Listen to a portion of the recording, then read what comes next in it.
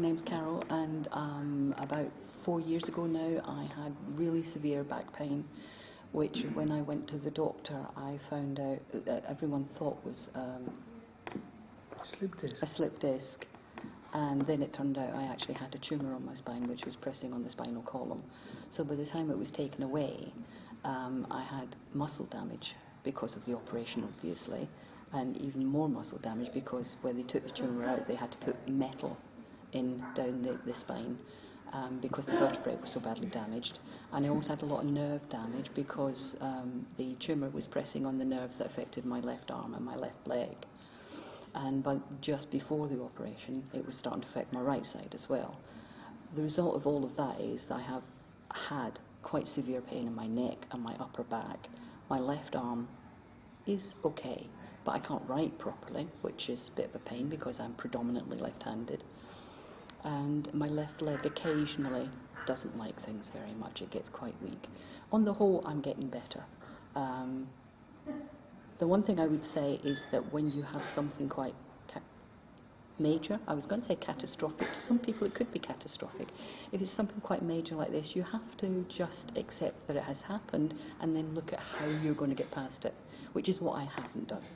I haven't dealt with that properly. I expect things to be better tomorrow, which obviously it can't be, and I have allowed things to get to me in the way that I'm sick. I've been ill. Yes, I've had an operation. I sorted it out. I will get better. It's going to happen now. Why isn't my arm working properly?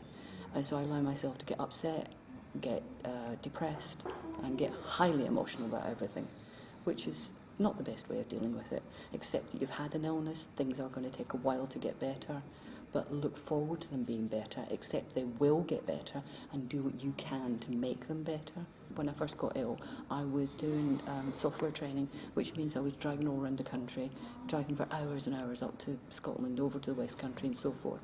And I started getting this pain in my back, which meant I was going into a client, instead of standing in front of them and teaching them, I was saying, do you mind if I sit down because I'm feeling a bit sore?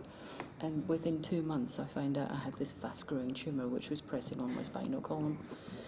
I think part of the reason I didn't accept it is because, Andy will tell you, I'm one of those people, I've never been ill a day in my life. And then all of a sudden something just hit me, and of course I didn't accept it. And what didn't help to make me accept it properly was the fact that within 2 months of having a proper diagnosis, I had the tumour removed, and of course that was it. I wasn't ill anymore. I just had residual effects. And what I needed to face up to was the fact that I had had a major illness. I now have major residual effects, and I have to do something about it. Keep positive, keep the right frame of mind, do something about it, instead of which I allowed myself to slide into depression and getting extremely emotionally unwell sometimes. Very highly emotional a lot of the time, and I just let that take me away instead of looking at it thinking, yes, this has happened, there's not a lot I can do about it now, but what I can do is make something better. And I did take that positive step by going to the swimming club, but I didn't do it soon enough. I should have thought about things quicker and admitted the fact that I've been seriously ill, and then do something about it. And it's the doing something about it that's the big thing. It's your body, it's your life, you've been ill, you can do something about it. Doctors will help you, doctors will do the operations, give you the medication to help you, but you need to do something. You need to push yourself. And if you don't push yourself, you won't get anywhere.